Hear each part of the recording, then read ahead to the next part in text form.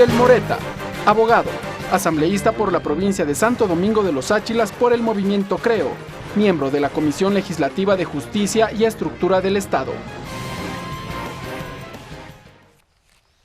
Para continuar con este análisis del alcance del proyecto de ley de prevención de drogas, nos acompaña ya el asambleísta Miguel Moreta, integrante de la Comisión de Justicia. Bienvenido, asambleísta. Muchísimas gracias, saludos cordiales a todos los amigos televidentes. Usted tuvo la oportunidad de intervenir durante este segundo debate de este proyecto de ley. ¿Cuáles fueron sus primeras impresiones o sus observaciones ya a la iniciativa? Primero de que efectivamente, a pasar un año hemos detectado y han detectado ellos, desgraciadamente, desde el crecimiento de la impunidad y la proliferación del microtráfico, de que adoptaron decisiones totalmente equivocadas. Ventajosamente por escrito, el 31 de julio del 2013, cuando se discutía en los primeros episodios del Código Orgánico Integral Penal, le dije al presidente Mauro Andino de la Comisión de Justicia que tal como estaba redactado ese proyecto de código, iba a propiciar la impunidad, la proliferación de delitos, la corrupción y por otro lado la persecución. El tiempo desgraciadamente me ha dado la razón cuando hay disposiciones en el Código Orgánico Integral Penal como el artículo 228 que son demasiado laxos y el mismísimo presidente del Consejo de la Judicatura, Gustavo Yal, el miércoles de la semana anterior en la Comisión de Justicia dijo de que estaban prácticamente neutralizados y que había una tranquera de impunidad respecto a los microtraficantes, porque se sancionan esa posición que usted dice, si me permite interrumpirle, y es extraña porque en cambio hay otros que sostienen que el Código Orgánico Integral Penal es extremadamente punitivo y duro.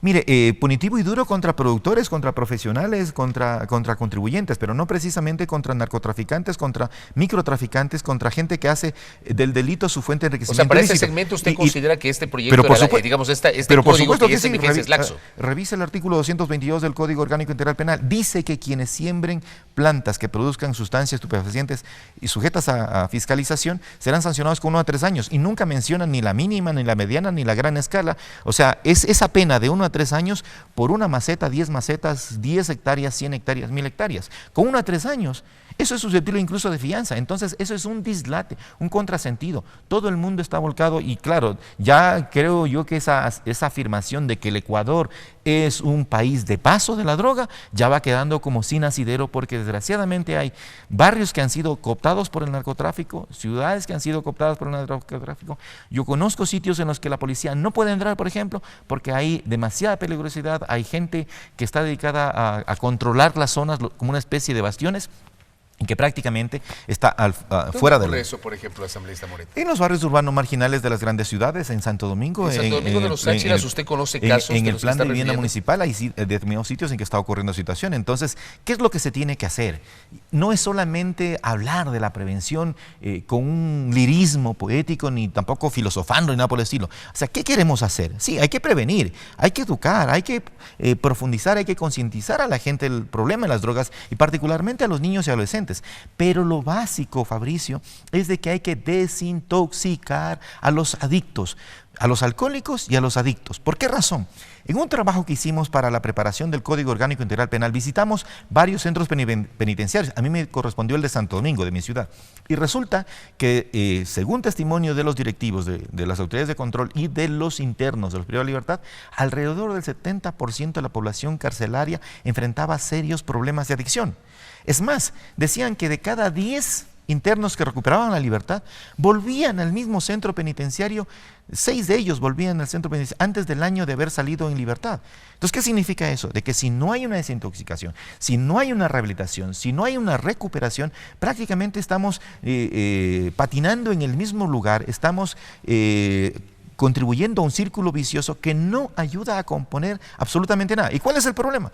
Que el Estado no tiene infraestructura, clínicas especializadas para curar las adicciones. Apenas hay 5, según la respuesta dada por el señor Rodrigo Vélez, secretario ejecutivo del CONCEP, en una de las reuniones en la Comisión de Justicia. Yo le he preguntado. Habían muchas privadas, pero maltrechas, mal mantenidas, en un desbarajuste completo. ¿No le parece que si el Estado no tiene primero que el Estado debería hacer más clínicas especializadas para ayudar a desintoxicar a la gente y rehabilitarla del alcoholismo, de la drogadicción, del tabaquismo, etcétera de cosas? Y si es que no tiene el recurso, permitir que ciertas clínicas privadas certificadas, ¿no es cierto?, puedan dedicarse a esa tarea, pero para ello crear incentivos tributarios para que más clínicas estén atendiendo a la gente. Porque ¿qué es lo que ocurre en la práctica? Que cuando un padre o una madre de familia, una familia entera detecta que uno de los integrantes, un hijo, un hermano, es adicto a las drogas, ¿cierto? Vienen cosas como encerrarlos, amarrarlos y finalmente terminan dándose suicidios por aquello del síndrome de abstinencia. Pero todos estos temas que usted nos ha referido, ¿se corrigen o no con este proyecto de ley que estamos debatiendo? Para nada, pues. Mire usted, la realidad es esta. Conversaba conmigo un rector de un prestigioso colegio en Santo Domingo que decía, mire, ahora con los sorteos, con todo que inscriben en la web, etcétera, cosas así, nos viene gente de todos lados. Y aquí hay chicos, me decía, estudiantes que son adictos a las drogas y que además están formando pandillas de redes de microtráfico. Cuando el inspector les detecta, les llama la atención, los quiere corregir todas las cosas, se van en contra de ellos, los desafían alevosamente, los amenazan, los persiguen. Llamamos a los padres de familia, me han dicho, ¿sí? Y el padre de familia desconoce, o sea, se niega, se resiste a creer que su hijo está consumiendo drogas y está siendo agente de microtráfico. Es más, nos amenazan que nos van a denunciar, que nos van a enjuiciar, hacer cosas.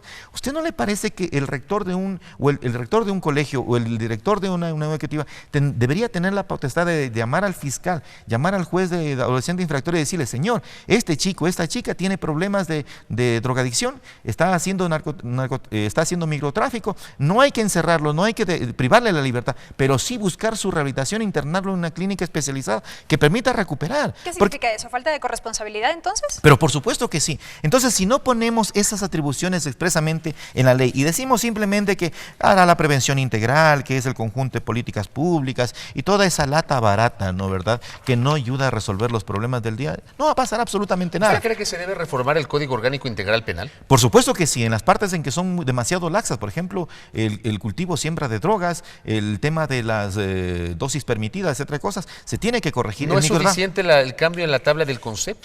No es suficiente el cambio en la tabla del CONCEP porque va de los extremos, de una permisión total a una restricción absoluta y ahora, claro, pretenden seguramente inundar de las cárceles de microtraficantes, porque mire usted, 1 gramo, antes se ponía hasta 10 gramos, 20 gramos, etcétera cosas, ¿no? Ahora, lo que pasa en 1 gramo para el tráfico es susceptible de judicialización y es un tema que no va a resolver. Insisto, si no hacemos un ejercicio integral donde esté el tema de la desintoxicación, de la recuperación, la rehabilitación, toda propuesta de reinserción laboral, reinserción social, económica, social, etcétera, cosas, no va a dar resultados positivos, porque es lo que nos arrojan las cifras de investigaciones al interior de las cárceles ecuatorianas. O sea, 6 de cada 10 vuelven antes del año de haber recuperado la libertad por cualquier delito, pero siguen consumiendo drogas. Entonces, si no se hace un tema puntual respecto de eso, no se va a lograr corregir mayor cosa. Y nada se resuelve cambiando de una entidad burocrática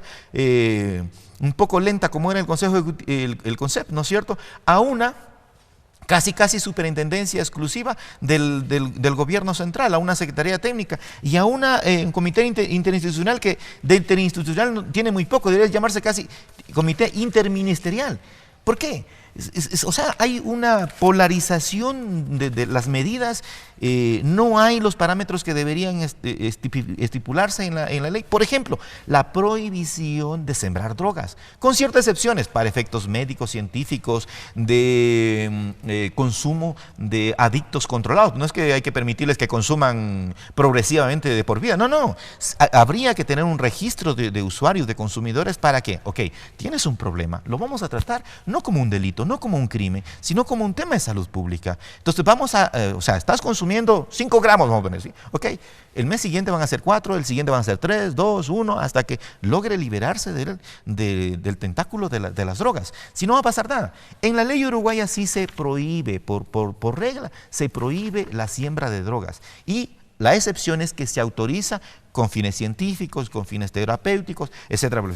En el caso del Comité Interinstitucional, en Uruguay hay un Consejo Nacional Honorario que dice, mire, estará integrado por un representante de cada uno de los siguientes organismos del Estado: Ministerio de Educación, Cultura, del Interior, Economía, Ministerio de Industria y Energía. Un representante de la Universidad de la República, no existe acá. Un representante del Congreso de Intendentes, un representante de los clubes de membresía, entiendo que serán de los adictos o de los consumidores, un representante de asociaciones de autocultivadores, un representante de los licenciatarios, actuará de plenario con los miembros de la Junta. Acá no. Debería ser más amplio entonces. Pero por supuesto, pluralista, porque los genios de la burocracia no siempre tienen ni siquiera el sentido común, peor la experiencia o el conocimiento necesario para poder neutralizar lo que ocurre en la calle, lo que ocurre en los barrios urbanos marginales. En 10 segundos, porque se terminó el el tiempo. Con esas consideraciones, ustedes no van a votar por este proyecto. Vea, este proyecto como vino fue un reverendo mamotreto. Ahora es un mamotreto menor que no va a resolver los problemas. Y no van a votar tampoco. Y no vamos a votar porque no va a contribuir Correcto. ni a la seguridad ciudadana ni a la seguridad jurídica y peor, a recuperar y a proteger a nuestros niños y adolescentes. Nos queda claro. Queda claro, asambleísta. Muchas gracias por habernos acompañado. La presencia del asambleísta Miguel Moreta, asambleísta por el Movimiento Creo, integrante de la Comisión de Justicia y Estructura del Estado, con sus criterios en torno a la Ley de Prevención de Drogas.